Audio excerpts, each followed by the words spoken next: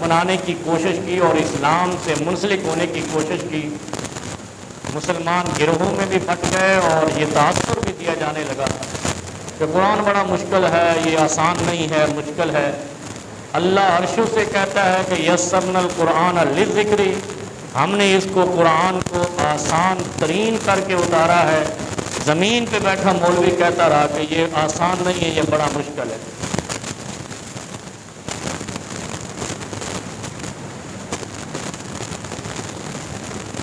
اس چیز پہ کبھی غور کیا ہم؟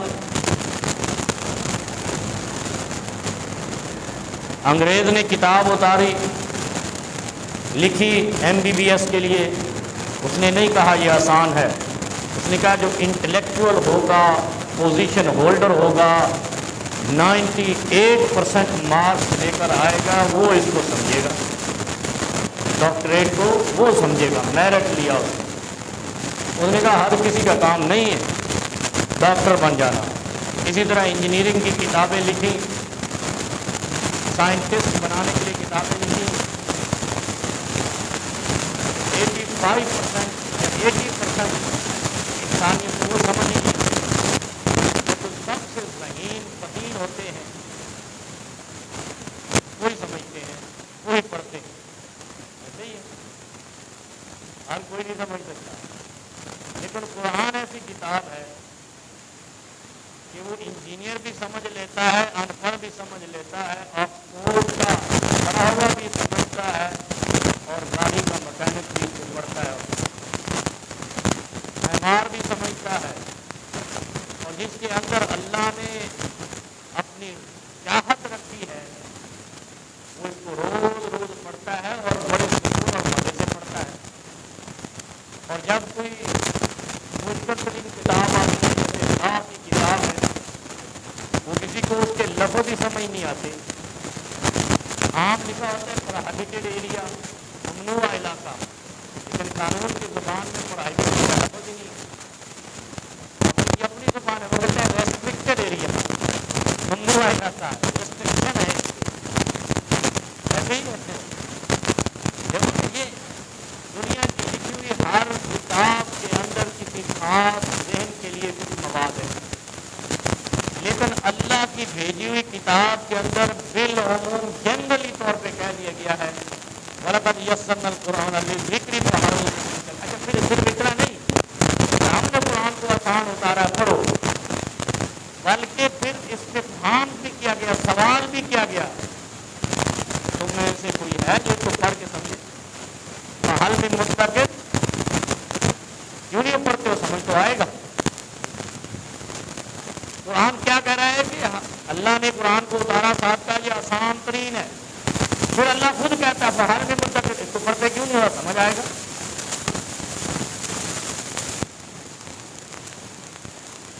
اور مولوی بیٹا کیا کہہ رہا ہے؟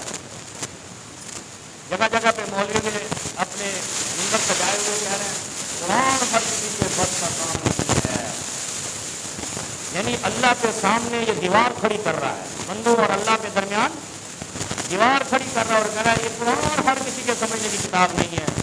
بتاؤ اس سے بڑا فاسق بھی کوئی ہو سکتا ہے؟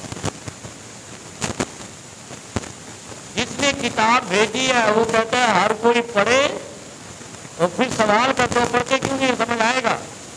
یعنی جو قرآن کی طرف آئے گا اللہ اس کے دماغ میں فہم و فراست بھی ڈال دے گا۔ اسی لیے اللہ نے اسی جگہ پہ کیا کہا نبی علیہ الصلوۃ والسلام سے کہ انک لا تہدی من احببت ولکن اللہ یہدی من یشاء، یعنی لوگوں کے دماغ اللہ کے قبضے میں ہے۔ قرآن کا فلسفہ سمجھو کرو کہ مولوی نے فاروق جہنم لے کے جانا ہے کہ آپ بھی نال ہوتے آگے آگے مولوی پیچھے پیچھے سارے مقلدین۔ اللہ کیا کہتا ہے؟ اپنے نبی سے کہتا ہے، نبی نے جب جا کر لوگوں کو کہا نا انسان کے بچے پڑھو، کلمہ پڑھو، قرآن کی طرف آؤ، دین کی طرف آؤ، اللہ نے اوپر بتا نا ایسے نہیں، ان کے دل و دماغ میرے قبضے میں ہے۔ انک لا تہدی من احببت ولکن اللہ یہدی من یشاء، ان کو اگر میں چاہوں گا تو ہدایت دوں گا۔ دوسری جگہ پہ کیا فرمایا کہ جس کے دل میں ہدایت کی خواہش پیدا ہوتی ہے اللہ اسی کو ہدایت دے دیتا ہے۔ اس کا مطلب ہے جو قرآن کی طرف آئے گا خدا اس کو ہدایت دے دے گا، سمجھا دے گا۔ بولی بیٹا نا نا نا نا نا یہ نیڑے نہیں آنا، قرآن تیرا کام ہی نہیں۔ اللہ کہتا ہے ہر کسی کا کام ہے، مولوی کہتا ہے کوئی سمجھ نہیں سکتا۔ فیصلہ آپ نے کرنا ہے کہ اللہ اور مولوی کے درمیان بڑا کون ہے، ماننی کس کی ہے؟ بس سارے دین کا ابتدا بھی یہاں سے ہے اور انتہا بھی یہاں سے ہے۔ اگر دین کا غلبہ کرنا ہے تو مولویوں سے قرآن چھین کے اپنے سینے میں لانا ہے، اور اگر دین کو مظلوم اور اسی طرح بے سہارا رکھنا ہے تو پھر مولویوں کے گلے پائی رکھو۔ لیکن یہ یاد رکھنا، جس طرح قرآن سب کے لیے آسان ہے اسی طرح عذاب سب کے لیے سخت ہے۔ وہاں یہ چھوٹ نہیں ملے گی۔ مولوی نے ہمیں کیا دو کہ مولوی نہیں تھی، یہ تو وہ کہتے تھے اتانا سادتنا وکبراءنا فاضلونا السبیلا۔ یہ تو وہ منکر نکیر لوگ تھے جو خدا اور انبیاء کے منکر تھے۔ وہ کہتے تھے ہمارے بڑوں نے ایسے کہا ہے ہم بھی ایسے کریں گے، ہمارے بڑوں نے ایسے کیا ہم بھی ایسے کریں گے، ہمارے بڑے ایسے تھے ہم بھی ایسے ان کے نقشے قدم پر۔ ہم اپنے آباء و اجداد کا راستہ کیسے چھوڑیں؟ پھر اس عذاب الہی سب پر ایک جیسا سخت ہوگا۔ اگر یہ دو باتیں ہمیں سمجھ آ جائیں کہ عذاب سب پر سخت ہوگا تو اس کا مطلب ہے، اسی لیے اللہ نے کہا ہے قرآن سب کے لیے آسان ہے تاکہ سب کے سب بچ جائیں سختی سے۔ اور مولوی زمین پہ بیٹھا کیا کہتا ہے؟ قرآن سب کے لیے آسان نہیں ہے، جب عذاب کی بات ہوتی ہے تو کہتا سب کے لیے ہے۔ تو قرآن خاص کے لیے، عذاب سب کے لیے، یہ کیوں طرح تضاد ہے اور تناقض ہے؟ یہ اللہ کے ہاں کوئی تضاد اور تناقض نہیں ہے، سب برابر ہیں۔ اسی لیے اللہ نے کہا ہے افلا یتدبرون القرآن ام علی قلوب اقفالها۔ اے لوگو اس قرآن پہ غور و فکر کرو، ہر کسی کو سمجھ آئے گا، کیونکہ دل و دماغ کا مالک بھی رب کبریا ہے۔ وہ جو قرآن کی طرف آئے گا اللہ اس کو ہدایت پہ لگا دے گا۔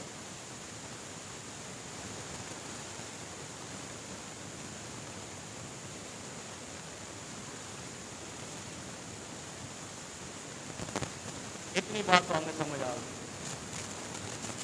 کہ تقلیدی مذاہب در حقیقت فسق و فجور پہ لگانے کے مسالک ہیں، مذاہب۔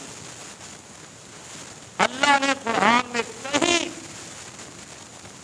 تقلید یا حدیث میں نبی علیہ السلام نے کبھی بھی ایسا نہیں کہا کہ تم جو ہے نا وہ کسی نے کسی کا پلو پکڑ لینا، وہ مقلد جس کا تقلید کرتے وہ تمہیں بخشوا لے۔ قرآن کی ان آیات سے تقلید کی نفی ہوتی ہے اور خود قرآن پڑھنے کی تلقین ہوتی ہے، جس سے ہم محروم ہوئے، اور ایسے محروم ہوئے ہم کوسوں دور چلے گئے، اور اتنا دور چلے گئے ہمیں دین کی بات ہی سمجھ آنا بند ہو گئی۔ اور اللہ قرآن میں کہتا ہے وما ينطق عن الهوى ان هو الا وحی یوحی۔ قرآن ہو یا حدیث ہو، جب پڑھنا شروع کرو گے ذہن نشین ہوتی جائے گی۔ اور پھر فرمایا فاسألوا اہل الذکر ان کنتم لا تعلمون۔ پھر کہا پھر سوال کر لیا کرو اہل الذکر، پڑھنے والے سے، پڑھے ہوئے سے۔ جہاں اٹکل محسوس ہو وہاں راستہ پوچھا جاتا ہے، اس راستے اس شخص سے جو اس راستے کا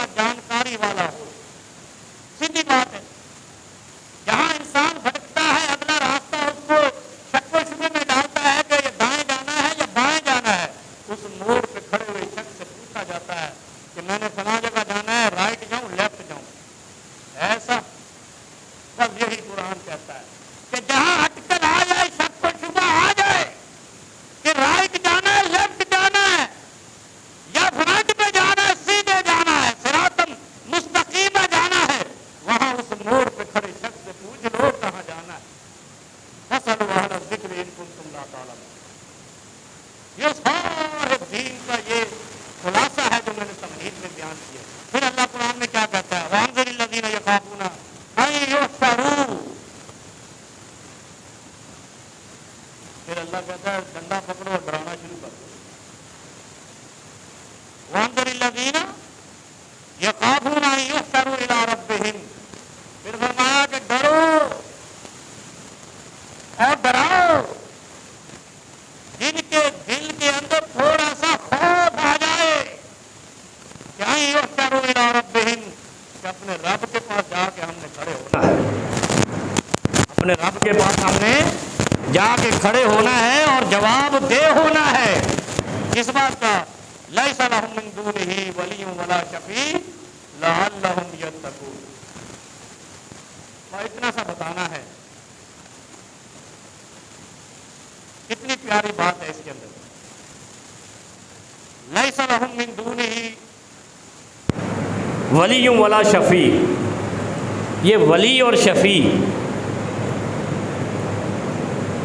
اور دوسری طرف قرآن میں آیت الکرسی میں کیا ہے؟ حی قیوم لا تأخذہ سنۃ ولا نوم. یہ ہم مانا ہے.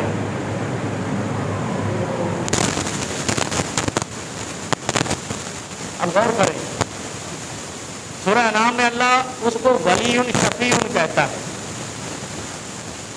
اور آیت الکرسی میں اللہ اس کو حی قیوم کہتا ہے.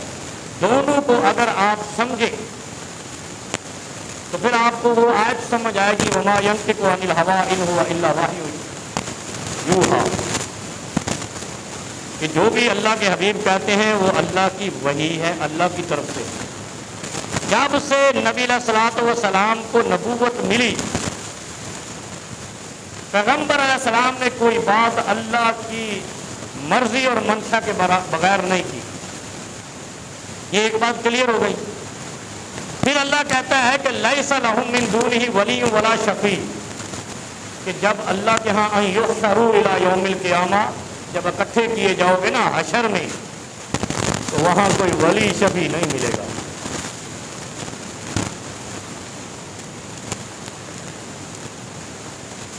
نہ یا علی ملے گا، نہ یا غوث ملے گا، نہ یا اجمیر ملے گا، نہ یا داتا ملے گا. یہ تو قرآن کہہ رہا ہے اور ہمیں سمجھ نہیں آتی. کیوں نہیں سمجھ آتی؟ مولوی نے کہا قرآن آسان نہیں ہے، اللہ کہتا ہے قرآن آسان ہے. اچھا جب اللہ کہتا ہے نا قرآن آسان ہے، مولوی کہتا ہے آسان نہیں ہے، تو پھر ٹکراؤ آتا ہے. ٹکراؤ میں شیطان آیا تھا. مجھے خود ڈر لگنے لگا تھا. آپ کو نہیں گھبراہٹ ہوتی مولوی لگے بن سیکھی؟ آپ بولو گے مولوی پکڑ کے ماریں گے. اور شیطان کا رب سے ٹکراؤ ہے نا. شیطان کو کیا کہا تھا اللہ نے؟ مولوی کو سجدہ کر، سیدنا آدم علیہ السلام کو سجدہ کر. مولوی انبیاء کے وارث ہیں. کون سے والے؟ جو انبیاء کے دین پہ ہوں، اللہ سے ٹکراؤ پہ نہ. بات سمجھ آ رہی ہے نا؟ جو اللہ کے آگے حجت اور دلیل نکالے، لیت و لال نکالے، کوئی نہ کوئی ہیلا اور بہانہ نکالے، وہ اللہ کے نبیوں کا وارث نہیں ہے.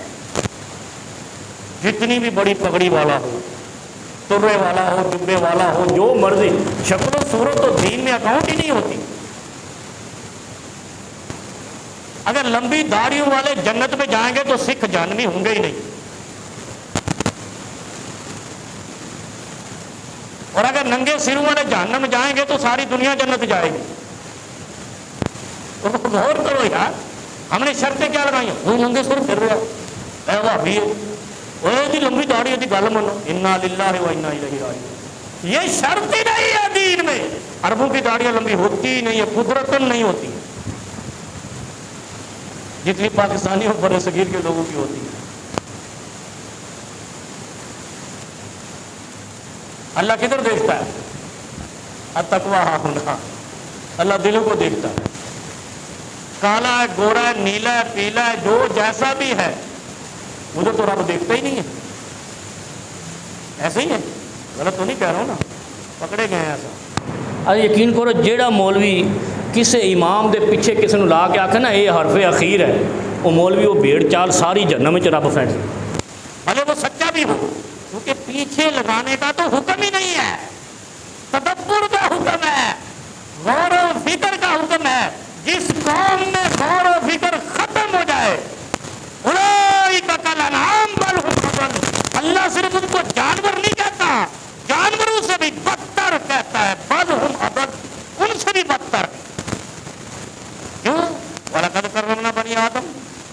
تو بڑا عظمت والا وقار والا اشرف المخلوق بنایا تھا اس دماغ کی وجہ سے، اور یہ الو کا بڑا جانور بنا ہوا ہے، پیچھے بھیڑ چال کے لگا ہوا ہے، ایک بھیڑ آگے ہوتی ہے پیچھے 200 بھیڑیں ہوتی ہے، نہیں دیکھی تو تھر پار کر چلے جاؤ، سارے اس کے پیچھے لگے ہوئے ہوتے ہیں۔ ہم بھی مسلمان آج کل ایسے ہی بھیڑ چال بنے ہوئے، چلو بڑے بھائی پتہ ہی کوئی نہیں ہے زیادہ کتنے نہیں جانا ہے۔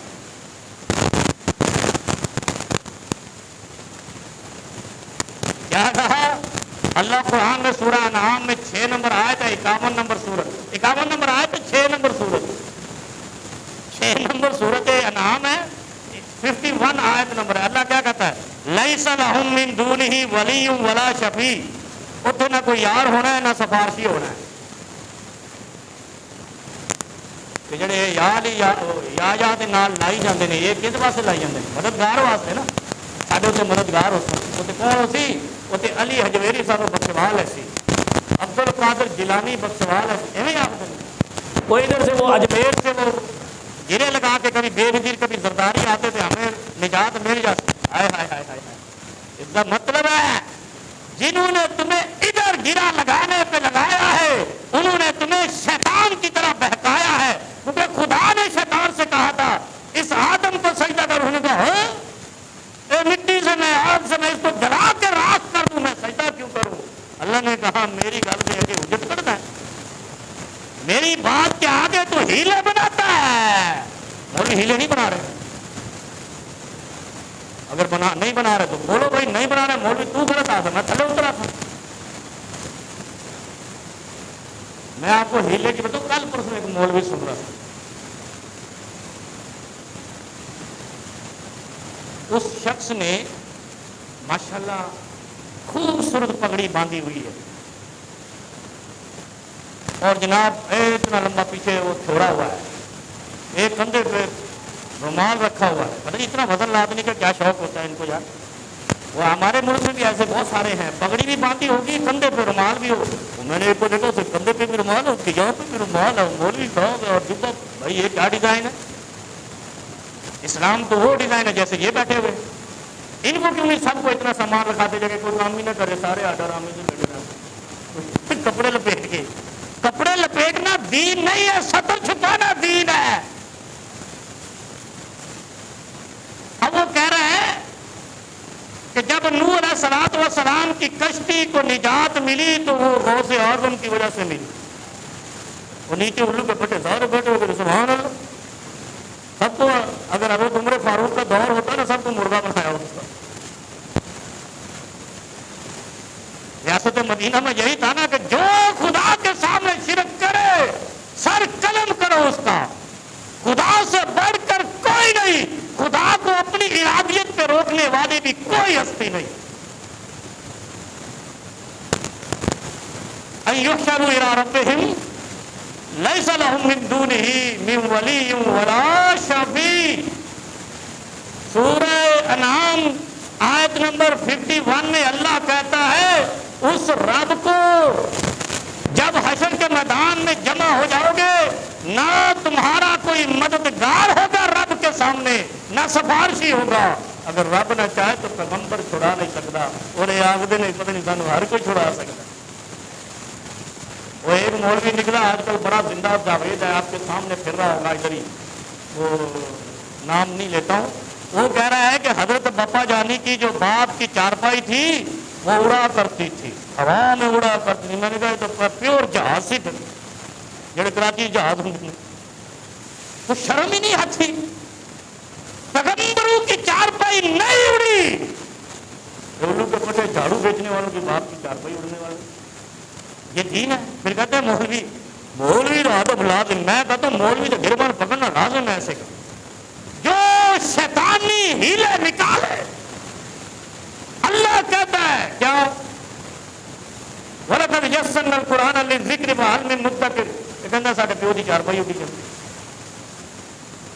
کیا دین سے کھلواڑ ہے۔ اچھا ان باریکیوں میں جائیں نا، باریکیوں میں جائیں تو یقین جانیے کافر ہم سے زیادہ ایمان پہ ہو، کم از کم جس کو وہ خدا مانتے ہیں اپنے بت کو، اس کے بارے میں وہ نظریات صحیح رکھتے ہیں۔ کسی یہودی سے سنا کہ ان کے جو ہے راہب کی چارپائی اڑ گئی۔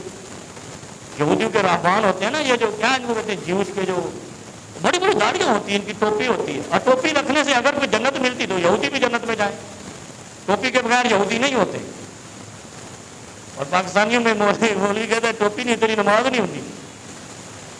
لو، یہ دین اسلام کے ساتھ کیا ہو رہا ہے؟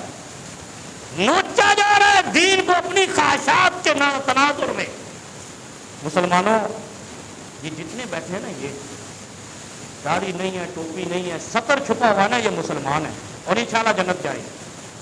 صرف عقیدہ دیکھنا ہے، اللہ نے عقیدہ توحید پہ ہے، عمل رسول اللہ کی سنت پہ ہے، جنت تمہاری مداس ہے۔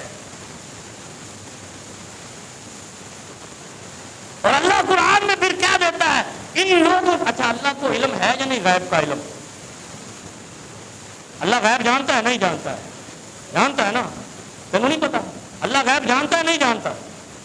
جانتا ہے۔ سارے بول اللہ غیب جانتا ہے۔ جب اللہ غیب جانتا ہے، اللہ کو پتا تھا میرے محبوب کے 1500 سال بعد ایسے مولوی آئیں گے جنہوں نے جگہ جگہ پر اپنے مددگار اور سفارشی بنا رکھے ہوں گے، کسی نے بغداد پہ، کسی نے قم سے، کسی نے مشہد سے، کسی نے اجمیر سے، کسی نے لاہور سے، کسی نے کراچی سے، کسی نے ملتان شریف سے۔ اللہ کو پتا تھا، اسی لیے اللہ نے آیت نمبر 51 سورت نمبر 6 سورہ انعام میں فرما دیا کہ جب تم اپنے رب کے ہاں حشر میں جمع کر لیے جاؤ گے، لیس لہم من دونہ من ولی ولا شفیع، نہ ادھر کوئی تمہاری مدد کر سکے گا نہ سفارش کر سکے گا۔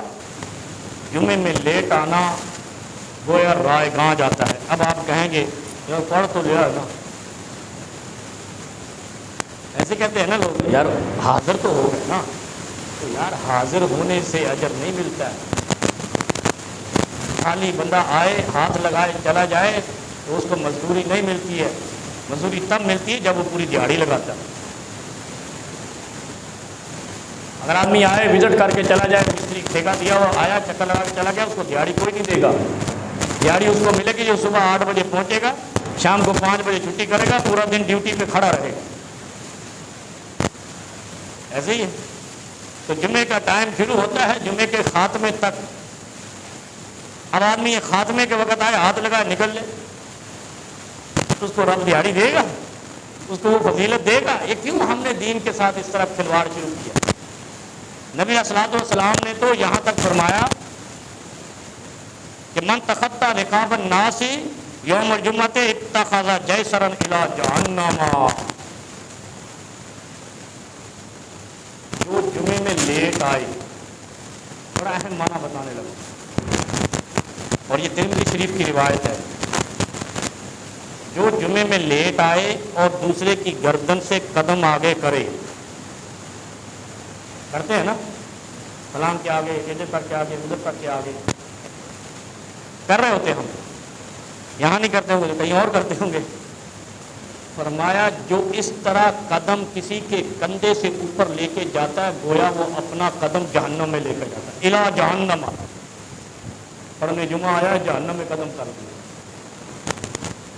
جیسے فرمایا نا کہ جو نیکی کے ارادے سے چلتا ہے اس کو ہر قدم پہ نیکی ملتی ہے، ملتی ہے۔ نیکی کر سکا یا نہیں کر سکا، راستے میں موت آ گئی یا کوئی مجبوری پیش آ گئی، لیکن جتنے قدم وہ چلا اتنے قدم جنت کی طرف چلا۔ پھر فرمایا، دوسری جگہ فرمایا کہ جو آدمی جمعے میں آتا ہے، لیٹ آتا ہے، پھر دوسرے کے کندھے سے قدم اٹھا کے آگے رکھتا ہے، وہ جو قدم اس نے دوسرے کے کندھے سے پھلانگا ہے، گویا اس نے ایک قدم جہنم میں رکھ دیا۔ چھوٹی بات ہے، ہم جمعہ پڑھنے آئے، جہنم میں قدم رکھ کے چلے جائیں۔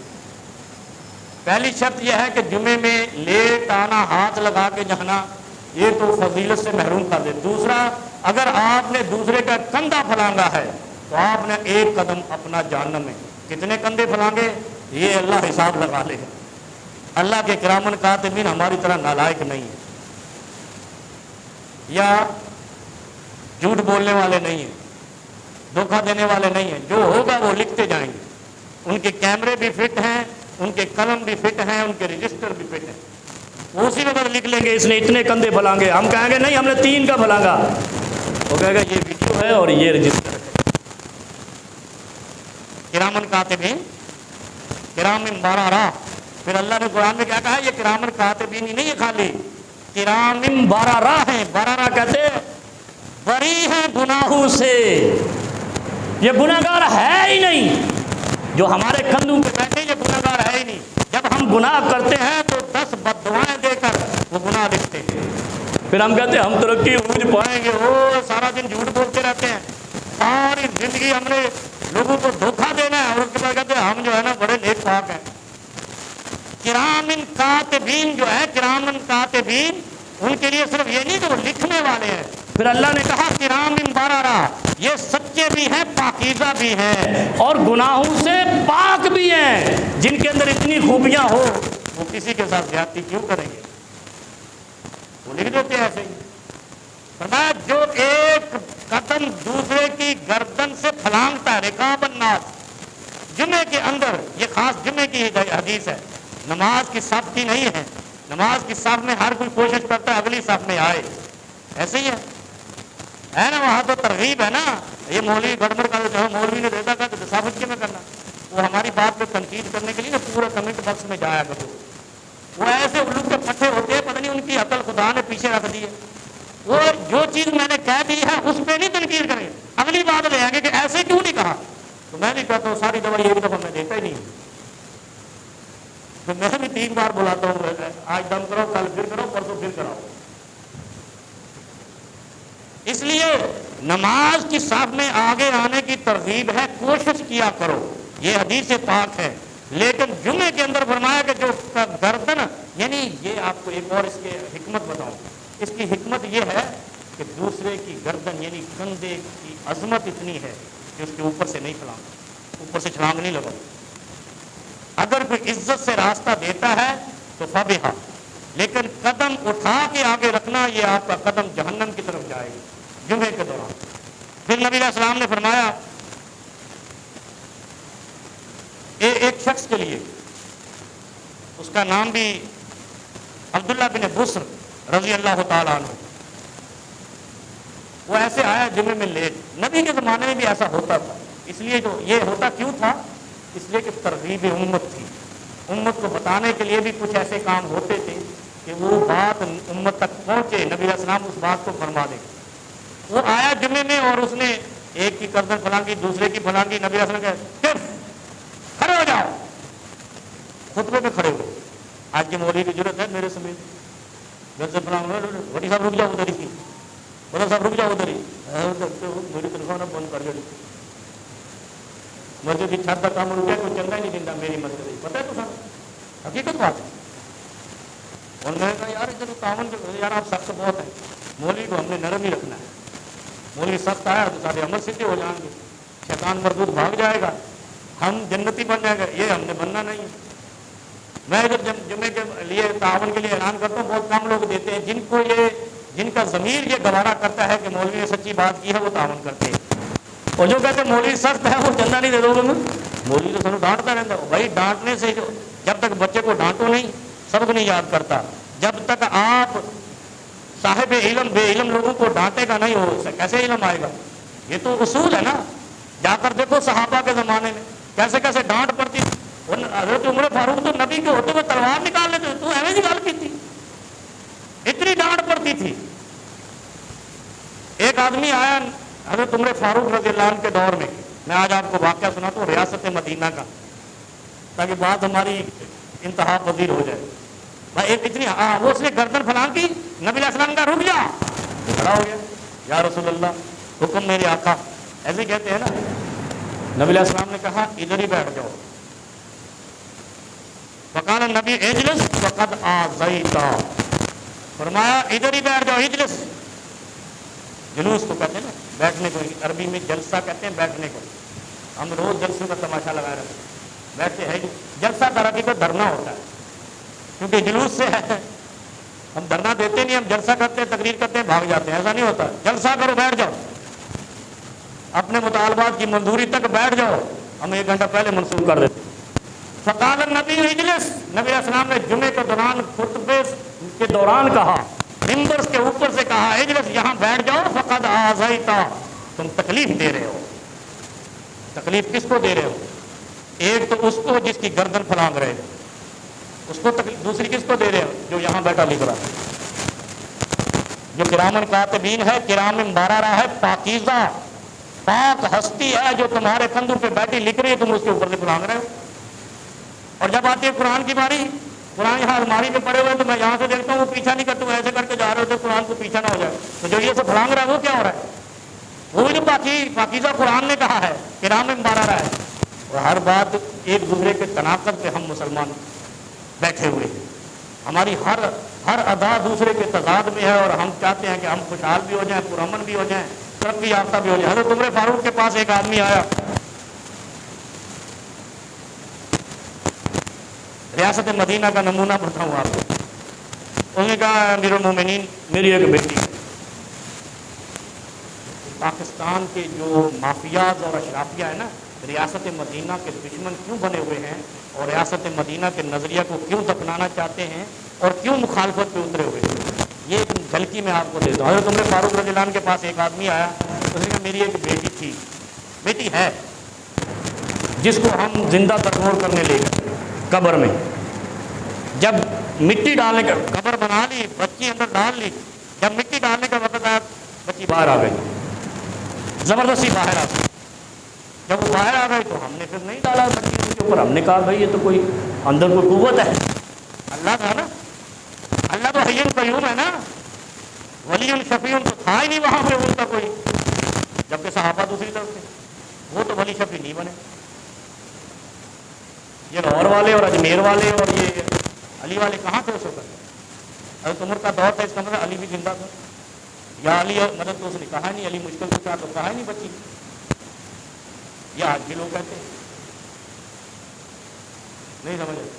اچھا علی مشکل کو سہس ہو سکتا ہے تو نبی کیوں نہیں ہو سکتا؟ نبی تو عرش پہ گیا ہے، اللہ کے پاس گیا ہے نا۔ ثم دنا فتدلى فكان قاب قوسين، قوسین کہتے ہیں وہ جو بریکٹ ڈالتے ہیں، ڈالی گئی بریکٹ میں، یہ بریکٹ ہوتی، صرف ایک بریکٹ تھی اللہ اور رسول کے درمیان، جو اللہ کے اتنے قرب تک گیا ہے۔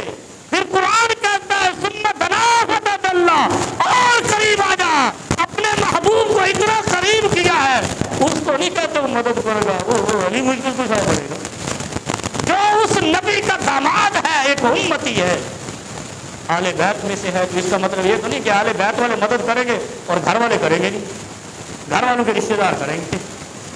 کتنے تناقض، ہمارا دین تضادات پہ مشتمل ہے، ہمارا یہ بر صغیر کا کہہ رہا ہوں میں، اللہ معاف کرے یہ جملہ بے پکڑ نہیں لینا، ہمارے بر صغیر کے مولوی نے دین جو ہے تضادات کا مجموعہ بنا دیا ہے، حالانکہ صحیح سالم دین تھا، التقویٰ ہاہنا، اللہ ایک ہے، رسول کی سنت پہ عمل کرنا ہے، باقی ساری امت اس کی امتی ہے، بس۔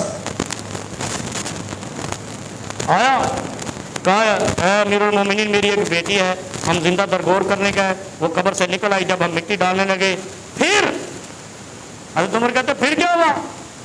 کہا پھر وہ جوان ہوئی، تو اس کو کیا کہتے ہیں، جو اب مجھے وہ لفظ نہیں آتا، فیئر چل پڑتا ہے نا، افیئر ہوتا ہے، کیا ہوتا ہے یہ جو عام معاملے میں کرا، پھر ہم نے اس کو اس طرح پکڑا، نہیں منگنی نہیں، افیئر چل پڑا اس کا، کوئی تعلقات، ناجائز تعلقات، ہاں ناجائز تعلقات، پھر ہم نے اس پر گلا کاٹنا چاہا، چھری لے کے اپنی بیٹی کو ہم نے گلا کاٹا، الطرق الحکمیہ، ریاست مدینہ کی جھلک دے رہا ہوں، گلا کاٹا باپ نے، بھائیوں نے مل کے اس بچی کا، حضرت عمر کے دور میں، لیکن وہ حضرت عمر سے کہنے لگے ہم نے گلا کاٹ دیا، لیکن ایک رگ بچ گئی، وہ پھر بچ گئی،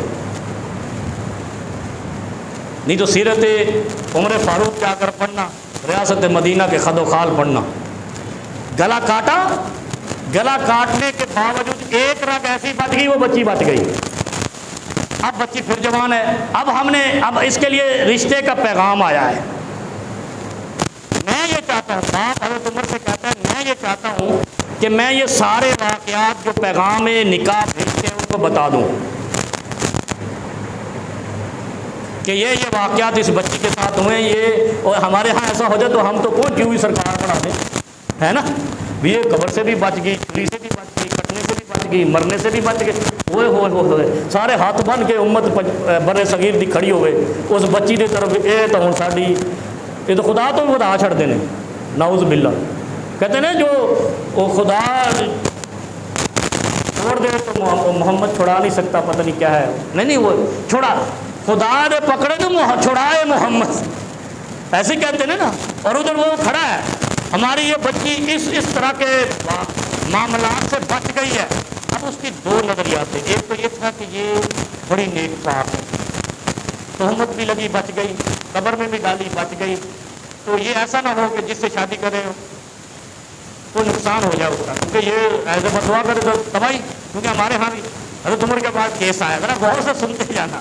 حضرت عمر نے کہا کہ تو فاسق شخص ہے، اس کے باپ کو کہا، اس کا نام تھا رویشد، حضرت عمر کہتے ہیں تو رویشد نہیں فویسق ہے، فاسق ہے۔ رویشد کہتے ہیں فرما بردار کو، فویسق کہتے ہیں نافرمان کو، فاسق سے فویسق ہے۔ کیوں بھائی؟ میں کیوں ہوں؟ معاملہ تو ادھر ہوئے۔ کہا اس بچی کا جب پردہ اس کے رب نے رکھا ہے تو کون ہوتا ہے اس کو عیاں کرنے والا؟